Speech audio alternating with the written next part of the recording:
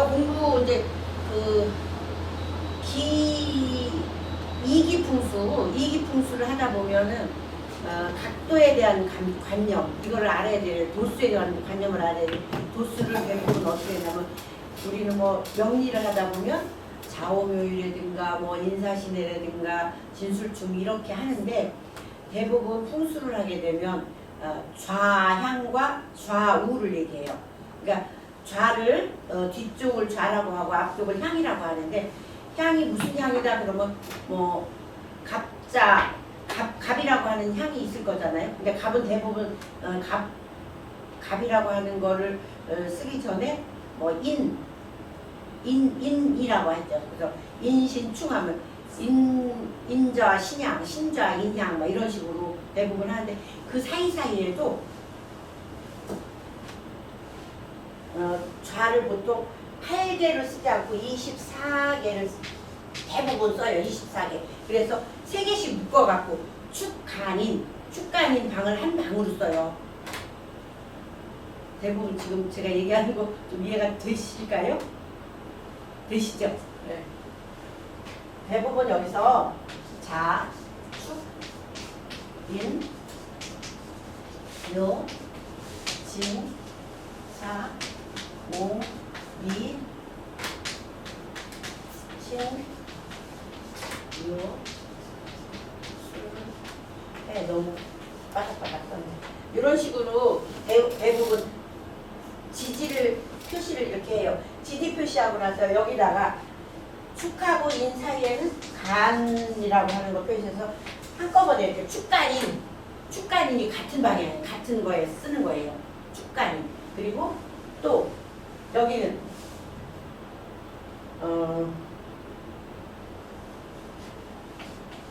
감묘을 해갖고 같은 방향이에요. 그 다음에 여기는 진하고 손사해요. 또 한 방이에요.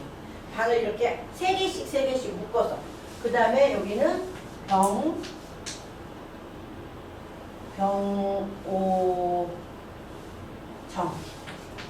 병오정이 또 한 방이에요.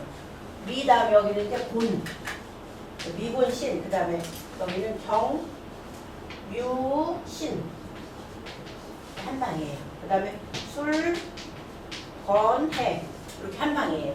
그래서 24방을 3개씩 묶어서 하면은 제가 지난번에 선생님 저거 못 드렸구나? 달력? 근데 뭐 아직 못 드렸구나. 추교수가 오면 제가 갖고 온다는데 그런 데서 보면 이게 8방을 항상 이렇게 알고 있어야 돼요. 어떤 풍수 용어에서 이렇게 얘기하면 축간임 뭐 그러면 그 속에서 일어난 일들이라고 이렇게 이해를 하시면 돼요. 그래서 그거를 하기 전에 이제 지금 이거는 이제 이기풍수 할 때는 항상 이렇게 방향을 그러면 손자 뭐 만약 여기가 이제 손이에요. 손자 그러면 여기는 뭐예요? 건. 술건해니까 이렇게 반대씩 가는 거예요. 묘좌 그러면 유향 뭐 이런 식으로 앞과 뒤가 이제 앞뒤를 보는 거죠. 그래서 지금 이제 그리고 이제 풍수가 이기풍수가 있고 그 다음에 형기풍수가 있고 그리고 형기풍수와 이기풍수가 가장 나눠지는 거고 그 다음에는 요즘에는 또 유행하는 풍수가 하나 또 있죠. 현공풍수. 그래서 이거는 땅을 가지고 그대로 보는 거예요. 이 땅이 어떻게 됐을 때, 이 땅이 어떤 모양이 있을 때, 아니면 이 땅이 어떤 좌양이었을 때 이렇게 보는 건데 현공풍수라고 하는 것은 거기에다가 시간과 공간, 시공이 들어가요. 그러니까 시간적인 개념이 있어요. 예를 들어서 동대문 지금 이제 오시다 보면 동대문을 거쳐서 오기도 우리는 이제 동대문을 거쳐서 이렇게 오는데 풍수를 하시다 보면 그냥 이렇게 가는 길이라도 아니면 지하철 속이라도 차를 타고 어디를 가더라도 등산을 하더라도 눈이 자꾸 밝아져요. 자꾸 보게 돼요. 여기는 왜 저럴까? 저기는 저렇게 했으면 안 되는데 오다 보니까 저기 우리는 지하철로 와서 그러는데 제가 차를 갖고 오다 보면 지난주에는 차 갖고 오다가 우리가 오면서도 얘기를 해요. 왜 그러냐면 그쪽이 한강을 바라보는데 다 지금 헐려갖고 있더라고요. 거기가 어디 한남동. 네, 한남동. 재개발. 재개발 탁 하고 있더라고요. 네, 한남동이 부자 동네 아니에요. 근데 옛날에 달동네. 옛날에 그게 달동네였잖아요. 근데 지금은 한남동이 왜 부자가 되고 그렇게 되겠어요. 이것이 여러 가지 의미예요. 한강을 바라보고 있으면서 한강의 물의 풍수는 물하고의 관계가 가장 크잖아요. 물하고 관계가. 왜냐하면 공기라고 할까 바람을 가두어서 멈추는 것을 물이 있어야 멈추잖아요. 그래서 그거를 뭐라고 해요? 혈이라고 얘기해요. 거기에 멈춰 있을 것. 그러니까 항상 물과 바람이 어떻게 소통하는 거에 따라서 눈의 시야가 가는데 거기도 보면 오다 보니까 지금 막 헐리고 재개발을 하고 있어요. 근데 그 동네가 옛날에는 굉장히 산동네였어요. 왜냐면 옛날에는 가난한 동네는 전부 다 산동네였어요. 산동네에 올라가다 보면 연탄 배달하고 그러던 시절에 막 이렇게 걸어서 산 올라가다 보면 그냥 하나씩 집 이렇게 살고 그러는 동네가 가난한 동네였었어요. 근데 지금은 어때요? 산동네도 가난한 동네가 있기도 해요. 아직도. 우리 작년인가 우리 답사 갔던 최영숙 교수님이랑 갔던 그 동네도 보면 아직도 서울이니까 비싸긴 하지만 서울에서도 조금 떨어지는 동네가 되잖아요. 거기 어디였지? 장위동인가? 성북구 장이동. 그때 갔던 데가 장위동 그 근처죠? 이렇게 좀 산동네면서 아니 장위동이 아니고 어디서? 장이동은 아니고. 무슨 동이지? 네. 동네 이름을 모르겠네. 그래갖고 그런 동네는 아직도 그렇게 산동네 나도 그래요. 근데 같은 산동네라도 우리 여기 지금 우리 학교가 있는 이곳 여기 성북구거든요. 성북구 성북동이에요. 이 성북동도 사실 지나가다 보면 산동네처럼 하고 사는 집도 있긴 있어요. 그런데 대부분 성북구는 부자 동네예요. 대부분. 산동네인데도 드라마에서 청북동 사모님 전화했어. 삼청동 그다음에 어디야 저기 평창동. 우리 평창동도 답사를 한번 갔었는데 평창동도 가니까 이 집에서 저 집 가려면 한참 걸어가잖아요. 뱀물 사이즈가 길어갖고. 그런데 거기는 다 부자 동네잖아요. 거기도 높아요. 일단 산이 높아. 원래 산이 높고 바위가 많고 이런 데는 기가 많은 곳이에요. 근데 기가 많다는 것은 사람이 오래 살면 안 돼요. 그죠? 네, 선생님들 설악산 가보셨죠? 다. 설악산 어때요? 바위. 설악산 선생님 좋죠? 설악산. 근데 설악산에서 내가 살아야 된다 그러면 어떨까요? 365일 거기서 살아야 돼. 물 부족으로 어려워. 물 부족으로 어려워. 바위가 많으니까 감명이 많아. 현실적으로 물 부족으로 어렵다는 말도 거기서 오기는 오죠. 그런 데서 실제로 설악산 같은 데서 사는 사람들은 어떤 사람들이 살아야 되냐면 기도를 원하는 사람. 도인. 도인이 되든가. 도인들은 대부분 어떤 사람들이 도인일까요? 돈이 많은 사람일까요? 아니면 돈이 없는 사람일까요? 돈 없는 사람. 도인 그러면 되게 높은 것 같고 도사를 도인이라고 하니 그래서 그런 것 같은데 실제로 도인들은 맑아야 돼요. 어떻게 맑아야 돼? 재물이 맑아야 돼요. 재물이 맑아야 도인이 되는 거예요. 근데 그런 데서 살면 재물이 맑을 수밖에 없잖아요. 재물이 맑을 수밖에 없잖아요. 재라고 하는 것은 원래는 어때야 돼요? 껌껌하고 두툼하고 껌껌하고 어두운 곳에 있어야 되고 이런 거죠. 근데 돌멩이가 많은 그러니까 바위가 많은데 뭐 주상절리 같은 저기 광주 무등산 같은데 꼭대기 같은데 뭐 이러면 그런 데는 어때요? 사람들이 그냥 한 번 가서 길을 받고 오고 그냥 거기서 공기를 정화하고 오고 이러는 거지. 그 밑에서 사는 사람 누가 살아요? 대부분 스님들이 살아요. 절 하나 지어놓고 그래서 누가 갖다 주는 거 받아먹고 이러고 살지 실제로 이렇게 우리가 사는 곳은 그런 곳이 아닌데 동대문과 제가 지금 무슨 얘기를 하려고 하냐면 현공풍수 얘기예요. 현공풍수는 실제로 이기풍수나 그 현기풍수는 이러이러한 곳에 있으면 뭐 박사마을 같은 데 있잖아요. 박사마을도 우리나라에 몇 군데 있는데 춘천 가면은 박사마을 가보셨나요 혹시? 얘기를 들어보셨나요? 네. 춘천 박사마을이라든가 아니면 저기 화해마을 안동 그런 데는 사람들이 나경을 놓고 보는 그런 풍수로 얘기를 하진 않아요. 왜냐하면 그렇게 생김으로써 거기가 그런 인물이 나온다 이렇게 얘기하는 곳이에요. 그러니까 형기가 더 통하는 데지 이기가 더 통하는 데는 아니에요. 그러니까 그 동네에서 박사마을 같은 데도 보면은 한 무슨 그 총리 나왔죠. 한덕수가 아닌 옛날에 한명수가 아니고 남자분 조그맣고 그분이 거기에 한신의 집안들이 거기 많이 있어요. 그거 보면 거기서 박사가 지금은 뭐 한 동네에서 박사가 더 많이 나온 동네도 더 많은데 그때 당시는 거기서 그 조그만 동네 그러니까 춘천에서 화천 가는 쪽이거든요. 근데 정말 생겼어요. 생긴 우리가 이제 한번 답사를 가볼 수도 있어요. 저희는 답사 가봤는데 그렇게 생긴 모습으로 이렇게 볼 때는 문필봉이라고 하는 것이 그만큼 지배를 한 거예요. 문필봉. 그래서 박사가 그만큼 많이 나왔다는 거예요. 그래서 다른 거 음양이라든가 뭐 아니면 이런 걸 보질 않아요. 원래 풍수는 우리는 지금 영리를 배우신 선생님들은 그 공부를 하다 보면 음양 오행까지를 거의 다 이렇게 배분을 하거든요. 근데 이 풍수를 배우다 보면 오행보다는 음양이 우선이에요. 먼저예요. 주역도 그렇거든요. 우리 학문 중에 다 이렇게 저렇게가 있어요. 그러면 음과 양을 따지는 학문이 풍수라고 보시면 되고 주역도 음과 양을 따지는 거예요. 음과 양. 근데 그 안에 이제 오행이 물론 다 굴러가고 있긴 해요. 그래서 풍수를 실제로 이렇게 하시는 그 선생님들이나 이런 분들은 오행을 별로 하진 않는데 요즘 들어서는 오행을 많이 해요. 옛날에도 오행을 어떤 때 했었냐면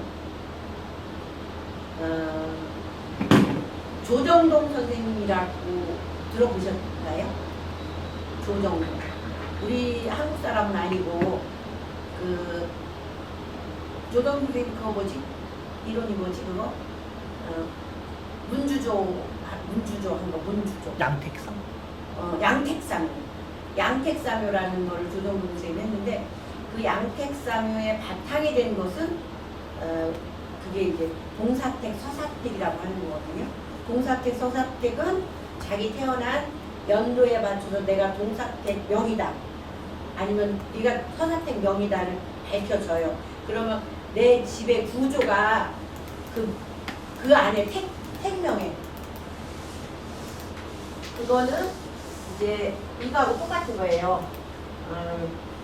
구공도 있죠, 구공도. 여기서 구공도에 따라서 현공풍수도 이렇게 운이 돌아가요. 20년씩. 무슨 운이 돌아가면 땅의 운이에요. 땅의 지기가 여기가 7운이었고 또 여기가 8운이었고 여기가 이제 9운이에요.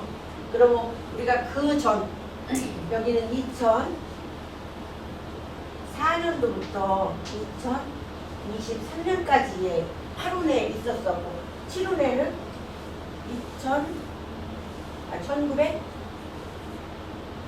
1984년부터 2003년까지였었어요. 그리고 요 운은 2025년부터 2043년까지. 항상 20년간 이렇게 지기가 움직여 다니는데 그때 한번 그 기운을 한번 생각해 보세요. 1984년부터 2003년 20년간에 어떤 일이 우리나라에 많이 유행을 했었나요? 그때는 부동산은 아니에요. 1984년도부터 2004년까지는 부동산이 그렇게 우리나라에 뭐 날뛰던 때는 아니고요. 이때는 무슨 때냐면 태금 때예요. 태금이에요. 태금이라고 하는 건 완성된 금이에요. 자동차 마이카 시대가 되고요. 그때는 귀금속. 저도 저 당시에 저도 살아왔을 때 어떤 식으로 제가 했었냐면 제가 지금은 반지고 귀걸이고 목걸이고 이런 거 거의 안 하는 사람이에요. 왜냐면 저는 점을 하기 때문에 산통을 이렇게 흔들거든요. 그러면 금속 같은 게 방해를 받아서 거의 다 빼놔요. 근데 요 반지는 할 수 없이 내가 꼭 저기가 사연이 있는 반지라 요것만 그냥 끼고 있는데 다 귀걸이 반지 다 내려놨는데 저 때 당시에는요. 저도 그 유행 따라갔다고 귀걸이를 이만한 거 끼고요. 귀걸이 이만한 거. 그 막 반지 10손가락 거의 다 막 끼고 목걸이 뭐 아유 귀걸이도 뭐 말도 못해요. 지금은 귀걸이가 그렇게 철렁거리는 사람 별로 없어요. 왜냐면 연예인들 무슨 대상이나 이런 거 할 때는 한 번씩 보지 유행이라는 게 그런 거거든요. 그때 당시 유행은 저기 네 어서 오세요. 오시느라 고생하셨어요. 좀 더 늦어서.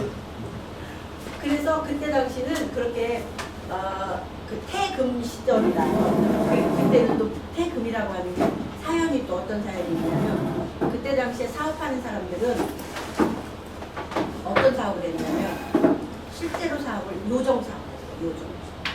요정에 가서 다 밀실. 그래서 그때 당시에 강남에는 빌딩 하나가 전부 다 요정이고 빌딩 하나가 그러니까 한 1층이 요정이 아니라 막 1층부터 막 그런 시대가 그때였었어요. 그때가 태금이에요. 태금은 소녀예요. 마지막 딸. 그 예쁜 거죠. 그 말도 많고. 그때 아마 2004년 2003년까지의 그 운때는 그런 것이 계속 발달됐어요. 금속이라든가 뭐 이런 거. 그래서 그때 포항제철도 대단히 그때 막 떴죠. 왜냐면 거기서 다 불에서 일어나서 뭘 다 만들어내야 되는 거니까. 뭐 대장간에서 뭐 홈이나 괭이나 뭐 이런 거 만들듯이 그렇게 다 만들었잖아요. 그 포항제철에 들어가는 다 모든 것을 만들어내는. 그래서 그때 엄청 뜰 때였었어요. 그 시간이었어요. 그리고 나서 2004년부터는 드디어 무슨 시대가 왔어요? 부동산 시대가 왔어요. 부동산 시대가 오기 시작하니까 뭐가 물러나요? 뭐 요정이라든가 뭐 이런 시대가 완전히 물러나 버렸잖아요. 이때가 또 무슨 시대예요? 이때가 우리 김대중 대통령이 금 갖고 나와라.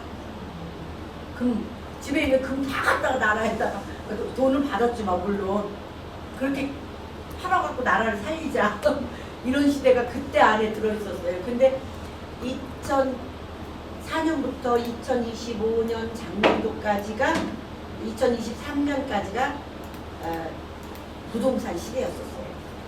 부동산. 그리고 간산이니까 우리나라가 가장 실제로 1980년 90년대도 성장을 했지만 이때가 제일 성장. 우리나라 지금 여기서 이거나 똑같아요. 근데 우리는 우리나라의 그 세계적인 그 위치를 보면 우리는 인목과 간산과 축간인 방에 우리 방이에요. 우리 대한민국은 축간인 방에 살고 있어요. 그런데 그럼 일본 같으면 어디예요?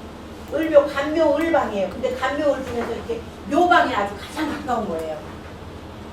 묘방이. 그리고 또 영국은 어디예요? 영국은 여기에요. 정유신 유방이에요. 동서남북 중에서 동서가 딱 갈라진 방향이 일본과 영국이에요. 해가 뜨고 해가 지고. 우리는 해가 뜨고 해가 지지만 그쪽에서도 해가 뜨고 해가 지는 거죠, 보면. 그러니까 그 방향들에 있는 나라가 뭐를 해요? 어떤 꿈을 꿔요? 전 세계를 한번 먹어보려 하죠.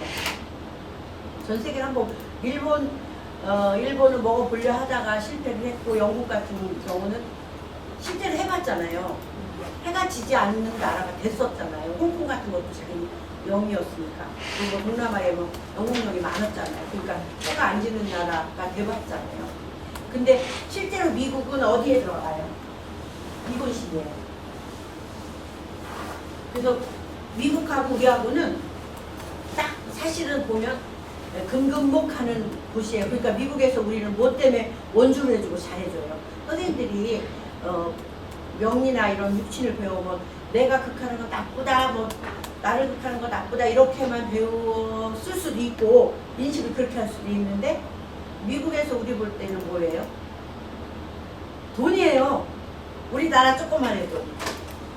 또 미국이 금이고 우리는 인이거든요.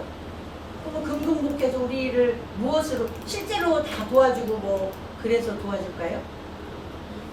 경제가 우리한테 자기네가 미치는 영향이 되니까 우리를 도와주는 격이나 마찬가지죠. 금금목. 근데 우리는 당하기만 꼭 할까요? 우리가 볼 때도 또 우리는 어때요? 미국에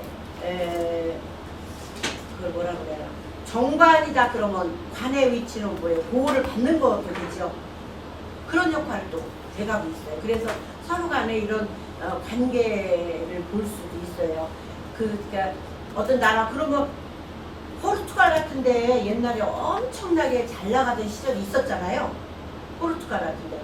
포르투갈 가보니까 저는 포르투갈 살고 싶을 정도로 엄청 좋더라고요. 아주 신선하기도 하고 나라가 조그만데도 우리나라 사람들이 제주도를 가서 뭐 한 달 살이, 6개월 살이, 1년 살이 하고 싶다고 막 그러듯이 포르투갈 가서 저는 딱 다른 나라 어디를 돌아다녀도 나 여기 와서 뭐 1년 살이 하고 싶고 이런 마음이 없는데 포르투갈은 여기라면 1년 살고 싶어 하는 마음이 오는 데더라고요. 바다가 아주 전부 다 뭐 바다로 돼 있잖아요. 근데 거기는 보니까 바다가 바다 끝이 남쪽 끝이 아니라 서쪽 끝인가요? 거기를 지구본으로 보면 서쪽 끝이죠. 땅 끝이잖아요. 서쪽의 땅 끝. 서쪽의 땅 끝인데도 바다가 이렇게 한 나라이기 때문에 이때는 언제 포르투갈이 이렇게 잘 나가고 성공을 했나 제가 그걸 봤더니 이룬 때였어요. 이룬 때 거기가 해상 왕국으로 막 같은 데가 이룬 때예요. 그러니까 지금 우리가 9월이니까 이룬이 이제 바로 20년 지금 이제 20년 시작하고 나면 20년 후는 그쪽 시대가 이제 열려지는 거죠. 어떻게 보면 우리 시대는 이 시대가 지나갔어요. 화로 시대 2004년부터 2024년에는 간산이라고 하는 건 산도 되고 높은 산도 되고 산이라고 하는 건 그림으로 보면 뭐예요? 건물 같은 것도 다 산으로 보거든요. 빌딩, 아파트 뭐 이런 게. 그래서 부동산 땅이 전부 다 여기는 땅이에요. 이렇게 여기는 본토죠. 여기는 그냥 중앙토예요. 여기. 그리고 여기는 간토예요. 간토인데 여기 토라고 하는 데인데 우리 토는 뭐예요? 실제로 면적이 어때요? 대한민국 면적이 사실 작은 나라는 아니에요. 우리가 맨날 작다 그러는데 유럽 같은 데 가면 사실은 더 작은 나라도 잘 나가는 나라 많잖아요. 근데 그 작다고 하는데도 불구하고 우리는 중국이나 이런 데에 눌려서 작은 거죠. 중국이 워낙 이게 크니까. 근데 중국이나 이런 데 보면 중국은 산이 높은 데는 한없이 높아요. 작년에 우리 답사도 그 화산 갔는데 화산 우리나라는 그런 산이 없죠. 실제 같이 갔었거든요. 우리는 가장 높은 산이 북한에 있지만 백두산 그리고 뭐 한라산 1950m 막 그런데 화산은 그런 거는 애기예요. 우리나라 산에는 애기잖아. 거기한테 비하면 무지하게 높잖아요. 높고 크고 막 그 바위가. 그런데도 불구하고 중국 같은 데는 그런 산이 높은 산이 군데군데 있을 뿐 평야가 있을 때는 그냥 산이 한 개도 없는 데가 많아요. 중국 같은 데는 그냥 평야. 높은 산이 있는 데는 있고 그냥 쭉 가다 보면 그냥 평야지 산이라고 보일 데가 없는 데가 많아요. 그래서 중국은 토가 어때요? 거진다 무슨 토예요? 본토에 많이 있어요. 섞여 있지만. 근데 우리나라는 간토예요. 높은 산들이.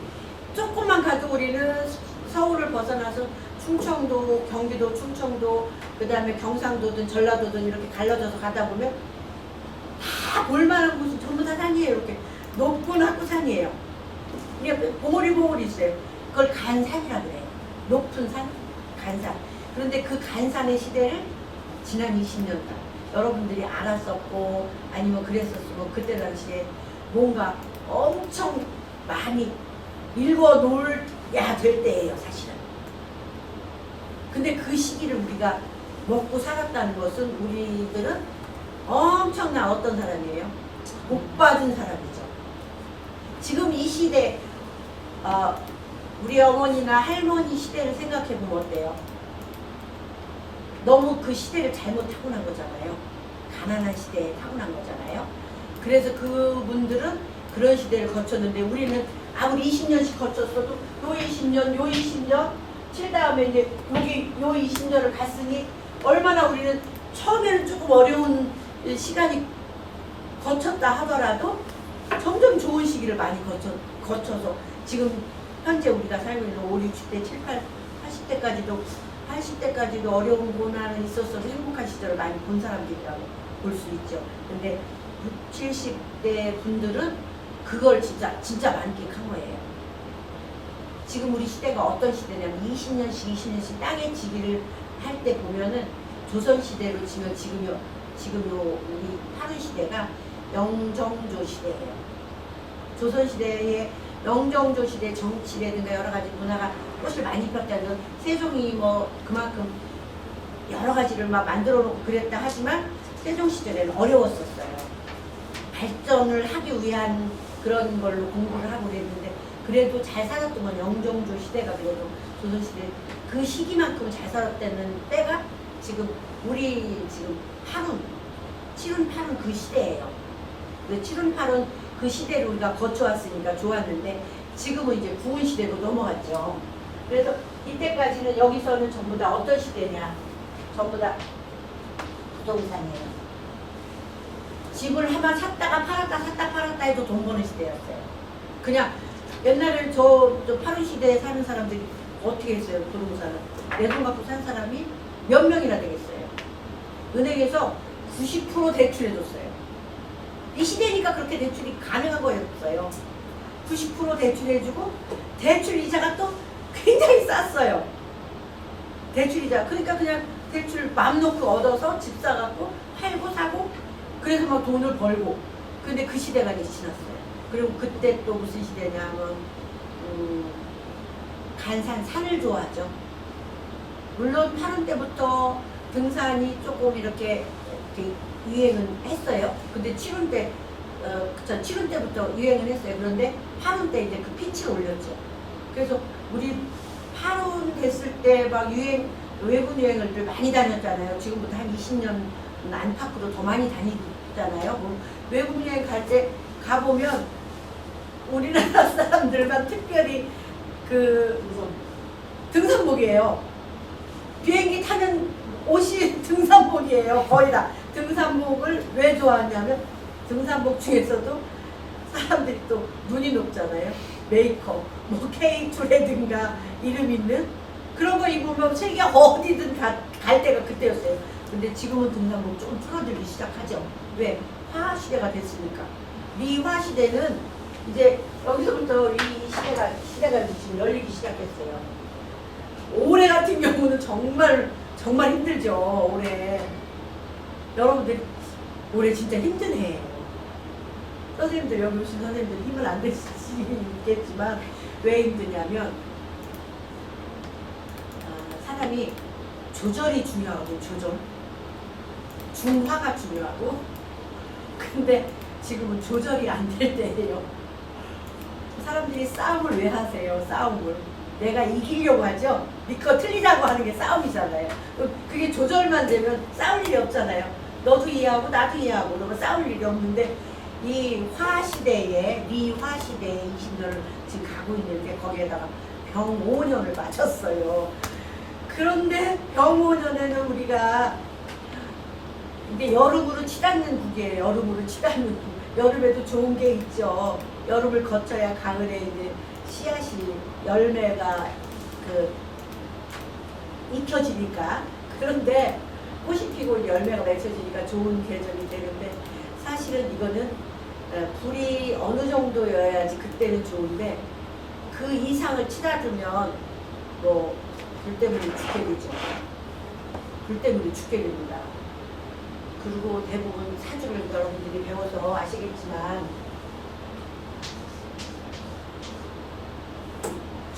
그 다음에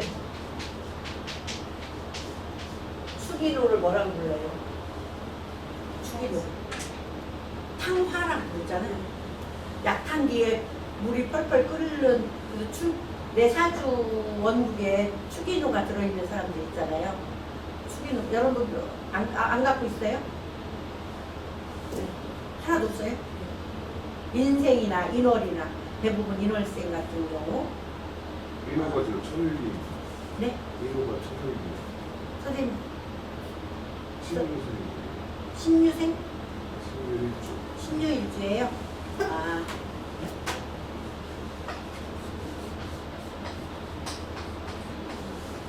신유는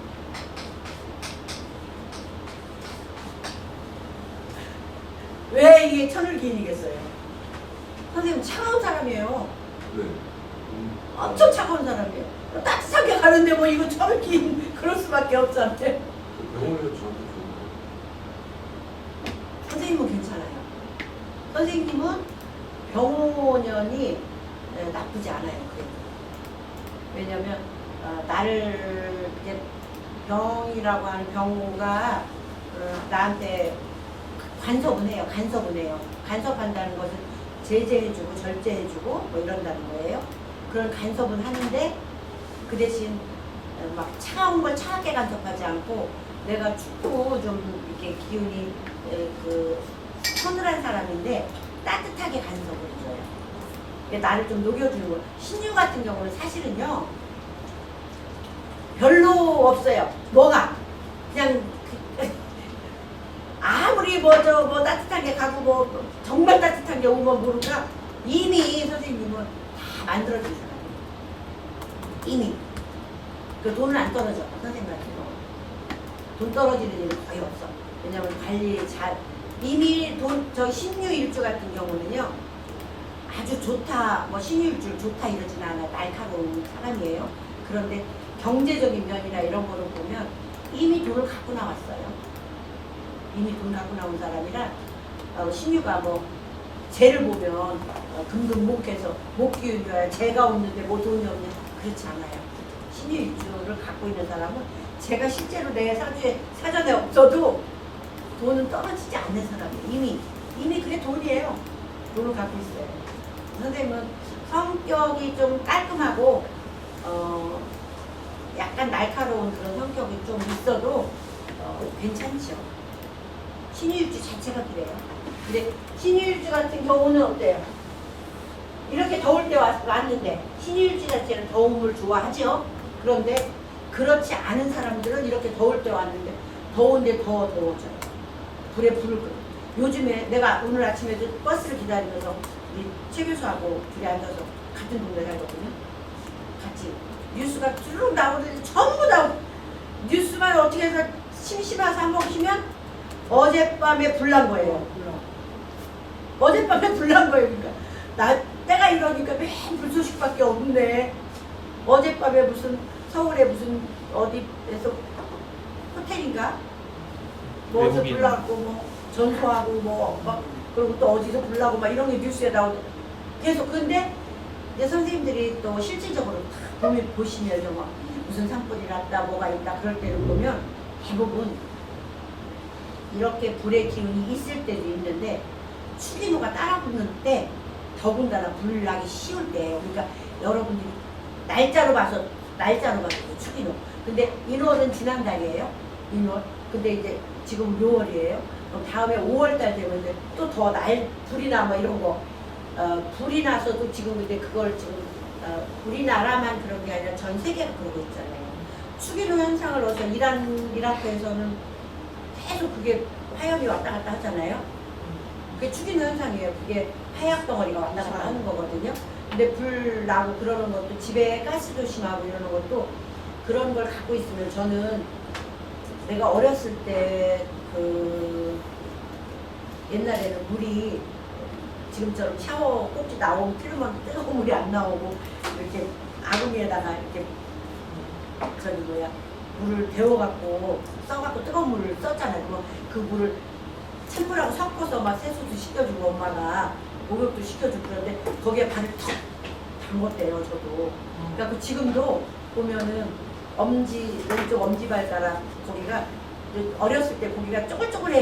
왼쪽 그 화상 그 자국이라고 근데 지금 나이가 들어서 살도 찌우니까 조금 없어지긴 했어요. 근데 그 자국은 그대로 아직도 가긴 가요. 근데 가만히 애들 키울 때 보면 자기 몸에 그렇게 화상 같은 거 입히면 이런 게 들어있어요. 저도 1월이거든요. 생일이. 그러니까 그런 사람들은 어때요? 그러니까 안 시키려면 조심을 해야 돼. 내 사주, 그러니까 사주를 안 보고 보내고 막 이러지 말고 알면 불조심하고 그렇지 않고 그냥 그런 사람도 조심을 안 하면 다 들어나게 돼 있긴 하죠. 근데 어쨌든 그렇게 그게 아다리가 걸리는 거예요. 그래서 요즘 같은 경우는 이제 불의 시대에 그런 환란이 오는 거라고 보면 돼요. 근데 뭐 전쟁도 나쁜 것만은 아니죠. 전쟁 안 하고 막 그냥 계속 좋게만 살으면 그것도 또한 무슨 문제는 있어요. 생과 그게 차이는 항상 있으니까 이게 좋다 이게 나쁘다를 할 수 없는데 그게 순환돼서 가는 게 이게 제가 얘기하는 그 기운이 옛날에는 제가 한 70년대나 80년대 이때는요 남대문 시장을 주로 갔어요. 남대문 시장이 지금으로 치면은 준메이커 정도 됐었어요. 그때 남대문 시장. 그리고 동대문 시장은 그냥 막 나오는 거라 그건 잘 선호를 안 했어요. 옷 사러 가도 남대문으로 가는 걸 되게 좋아했어요. 남대문이 바글바글하고 신세계 백화점도 그 옆에 가까이 있고 그래서 거기가 막 판이 열렸던 때예요. 그때 그 시기가 언제냐면 70년대 80년대 그때예요. 근데 그것이 밀레니엄이라고 하는 시간이 옮겨가면서 어디로 갔어요? 동대문으로 갔어요. 아마 동대문이 훨씬 남대문보다 막 큰 판이 벌어졌잖아요. 근데 이제 그 동대문도 거의 한물 갔어요. 이제 또 왜 그렇게 했어요? 여러분들이 이제 공부를 쭉 하다 보면 도로가 이렇게 있으면 이쪽이 흥할 때가 있고 또 이쪽이 흥할 때가 있어요. 때에 따라서. 근데 어떤 사람들은 그것을 볼 때마다 이래요. 아, 이게 도로예요. 이게 도로라면 이쪽 때문에 다 막 좋아요. 장사도 잘 되고. 근데 이쪽은 다 후졌어요. 그러면 그냥 풍수를 배우지 않고 하는 사람은 뭐라고 얘기하냐면 이쪽은 향이 북향이라 그래. 북향은 다 나쁜 걸로 인식을 하시는 분도 있어요. 선생님들 어때? 그 생각 한번 해보셨어요? 북향이 나쁘다 좋다. 네. 네, 어떻게? 왜냐면 우리가 그 아파트를 지을 때 이쪽으로 베란다를 빼지 않는 이유가 죽은 사람들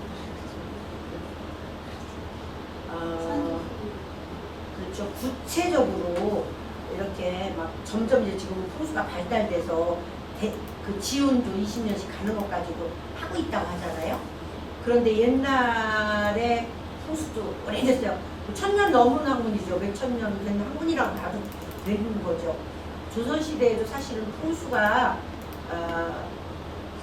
그 잡과라고 하는 과목에 들어있었잖아요. 풍수 과목이 실제로. 그래서 그 이어왔던 건데 이게 뿌리가 없으면 그렇게 되겠습니까? 근데 그때 당시는 대부분 좌향 보고 향을 봤기 때문에 여기 그 경복궁 같은 것도 향을 엄청 본 거 아니에요. 향을 봐서 경복궁하고 왕십리하고 차이가 얼마큼 되는 거지? 왕십리? 6, 7kg면 심리예요? 심리 될 거예요. 왜 그러냐면 그게 왕십리가 이름이 된 게 역사가 있잖아요. 내용이 있잖아요. 조선 건국해서 여기 왕실을 잡으러 오는 걸 알고 도인, 지금으로 치면 뭐 도인이겠죠. 도인이 거기서 소를 소하고 소를 끌고 옛날에 소가 밭을 갈아줬으니까 밭을 갈고 있어서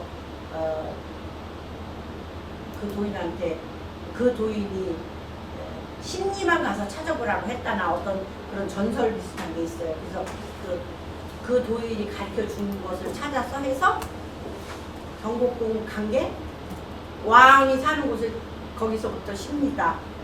그래서 왕십리라고 이름을 지었다. 뭐 이렇게 얘기하잖아요. 근데 실제로는 이성계가 이쪽으로 옮길 때 여러 가지 설이 있잖아요. 점 보는 사람들은 육효점을 봐가지고 육효로 점을 봐서 이제 3판 2승 해갖고 한양에 도읍지를 옮기면 2번은 길하고 1번은 흉하게 나왔는데 길이 2번이니까 그럼 한양으로 도읍지 옮긴다.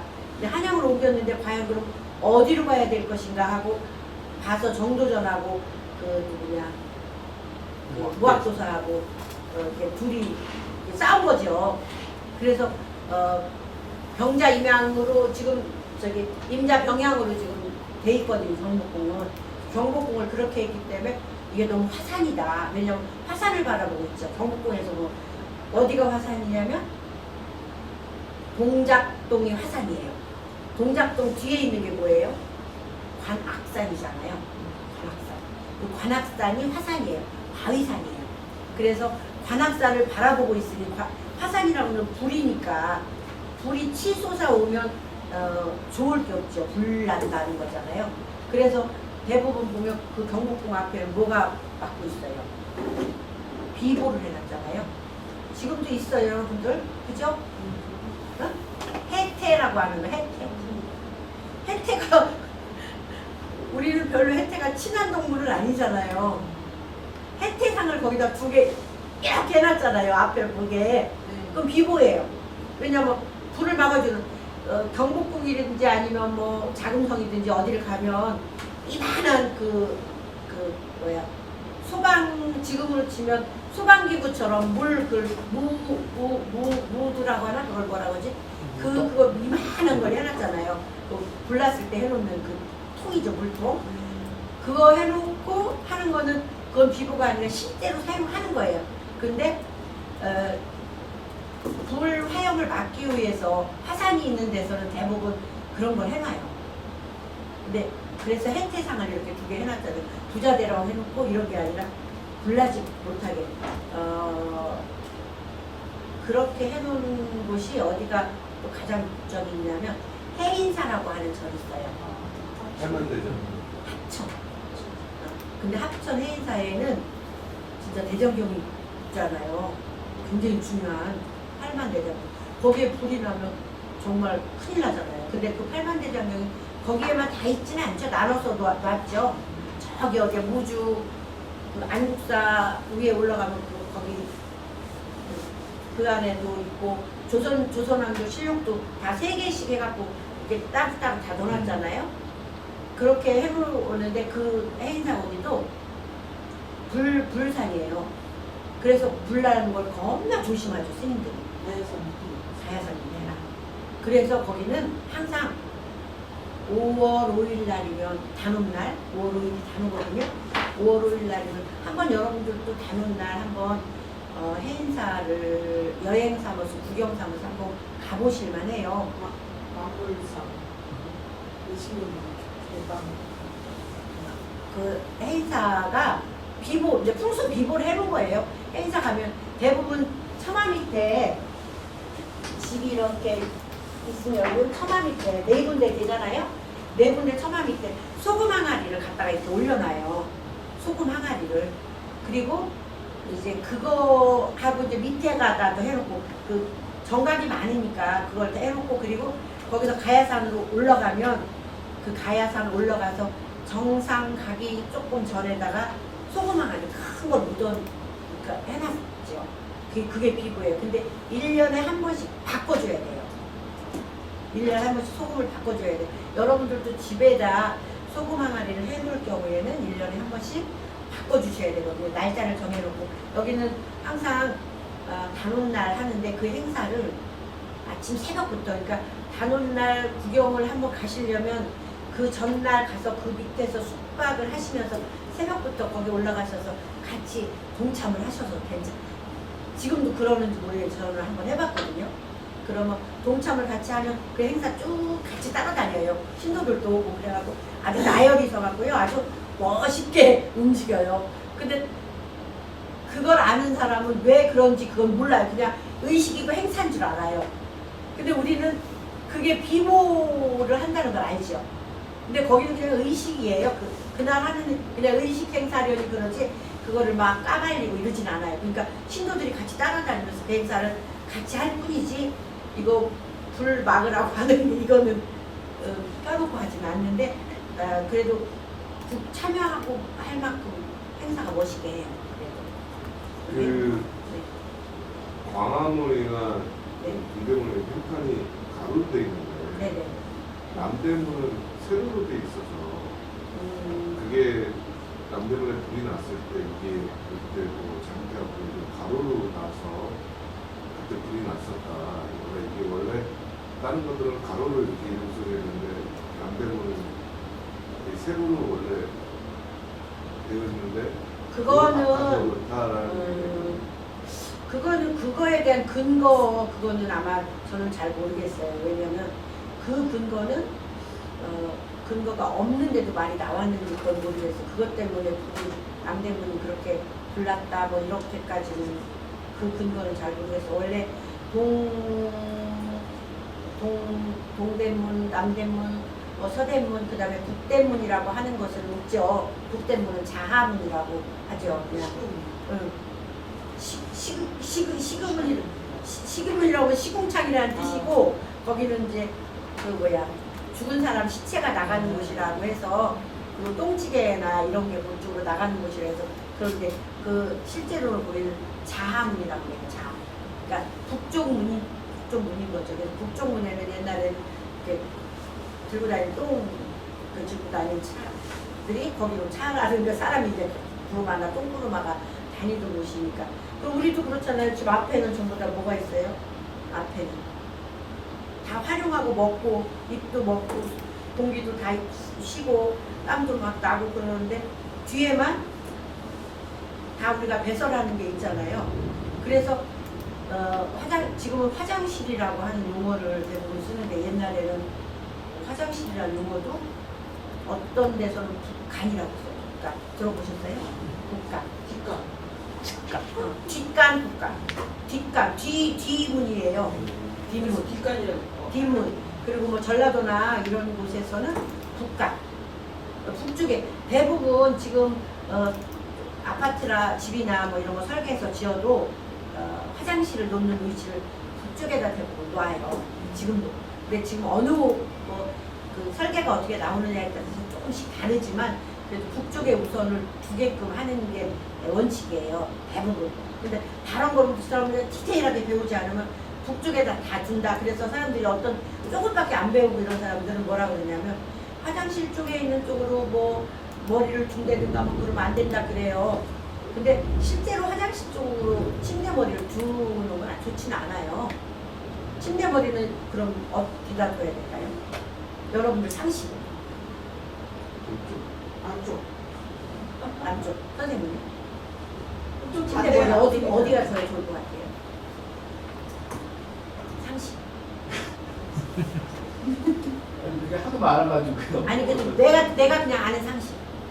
저는 지금은 남쪽이 좋은 것 같아요. 여러분들 다 남쪽에 해당하시나요? 저는 그냥 갑자기 서쪽 잘 되잖아요. 이제 우리가 공부 더 하게 되면 회두급좌라고 하는 게 있거든요. 회두급좌. 왜냐면 살아생전에도 죽으면 안 될 방향, 그 다음에 죽어서도 내가 머리를 죽지 말아야 될 자기 생년이 있어요.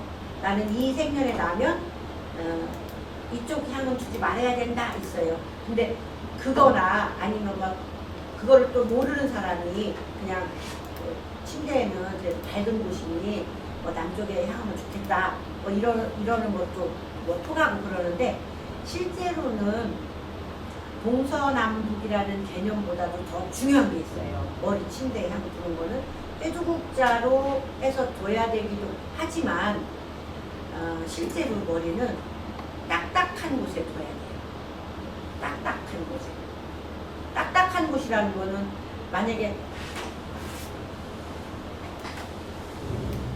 방이 이렇게 출입문이 들어왔어요. 그랬더니 여기에 창문이 이만하게 있을 수도 있고 이쪽에 또 창문이 있을 수도 있고 여기에도 있을 수도 있어요. 그러면 창문이 가능한 한 없는 데가 좋아요. 창문이 있는 곳에는 왜냐면 이 머리는 뭐라고 그래요 우리가? 헤드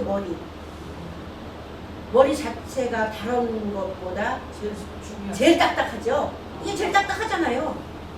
이게 여기 뭐가 들어서 딱딱하죠? 네. 오고. 응. 이게 딱딱한 거예요. 근데 딱딱한 곳에 둬야 되는데 바람이 막 통하는 곳에서 오래 자잖아요. 실제로 바람 들어요. 실제로. 그리고 바람 통하는 데서 주무실 때도 어떤 때는 이제 사람들이 그 자기 집에서 안 자고 밖에 나와서, 왜냐면 뭐 여름에 덥고 그럴 때는 뭐 밖에 나와서 잔다고 하고 막 그러잖아요. 그런 거는 하루 이틀 뭐 조금 캠핑을 갔을 때든가 그럴 때는 뭐 조금 잠깐 하는 거는 그렇게 괜찮은데 늘 그곳에 두고 자잖아요. 그러면 머리가 자꾸 비기 시작해요. 실제로 머리가. 그러니까 머리는 가장 딱딱한 곳에 둬야 돼요. 내 방에서. 근데 여러분들이 집을 가보면 어떤 일이 벌어지고 있느냐. 가장 좋은 머리 둘 곳에 장롱님이 껴안고 계세요. 장롱님을 딱 거기다 모셔놔요. 집마다 보면. 그래서 실제로 내 건강이나 뭐 우리 부인 둘이 같이 자니까 건강을 위해서는 실제로는 잠자는 데 건강이 가장, 잠잘 때 건강이 가장 많이 지배한다는 걸 이해하셔야 돼요. 잠잘 때. 잠자면서 회복이 되고 몸이 회복이 되고 그때 막 풀어지고 그러는 거거든요. 근데 잠을 제대로 못 잔다든가 그렇게 맨날 그런 환경에서 잔다든가 그러잖아요. 그러면 아무래도 불편이 자꾸 오기 시작해요. 그래서 잠자는 머리는 딱딱한 거. 해동국자도 보고 뭐 다 나중에 이제 수업할 거예요. 근데 아주 딱딱한 곳으로 두는데 정말 여의치가 않아서 딱딱한 곳에 못 둔다. 그럼 어떻게 해야 돼요? 그럼 어떻게 해야 돼요? 헤드. 그쵸? 침대 헤드를 갖다 거기다 딱 붙이고 이중문을 해놔야 돼요. 그러면 여기가 그 바람이 통하진 않아요. 그리고 그러고 나서도 거기다 또 커튼을 친다든가 이렇게 막 그 자는 머리를 막아줘야 돼요. 바람이 통하지 않게. 어떤 사람 문 열어놓고 자는 사람도 있어요. 문 열어놓고 자면 안 돼요, 여러분들. 건강이 정말 나쁠 때 문 열어놓고 자면 실제로 바람이 맞을 수도 있어요. 문 열어놓고 자다가. 뭐 여름에 사람들이 여름에 문도 열어놓고 자고 막 그러잖아요. 근데 풍수를 이제 배우시고 나면 문 열어놓는 횟수가 좀 줄어들 거예요. 환기 정도나 하지 내 집에 좋은 공기를 거기로 밖으로 다 뺏기고 계속 이게 순환이 되게 되면은 이제 좋고 나쁜 것이 막 섞이고 그러다 보면 실제로 좋은 게 잘 머물러 있을 시간이 없어요. 근데 막 집에서 밥도 해 먹고 뭐 찌개도 끓이고 그래서 막 이게 냄새가 올라오고 그럴 때는 환기를 빨리 시켜야죠. 그래서 환기시키는 것은 집에 어떤 장치가 가장 좋은가 그러면 팬 있죠, 팬. 팬으로 환기시켜주는 거 굉장히 좋아요. 집주마다 다 팬 틀어놓으시죠? 하루 종일은 틀는 건 안 되지만 시끄럽기도 문제가 아니라 좋은 공기 다 나가니까 좋은 공기가 다 나가니까 근데 잠깐 틀어서 그 다음에 창문 열어갖고 환기시키고 얼른 닫고 그리고 들어오는 통로 좋게 하고 이게 진짜 우리가 풍수에서는 가장 기본 매너라고 해야 되나? 기본 매너에 좀 쉬었다 할까요? 네.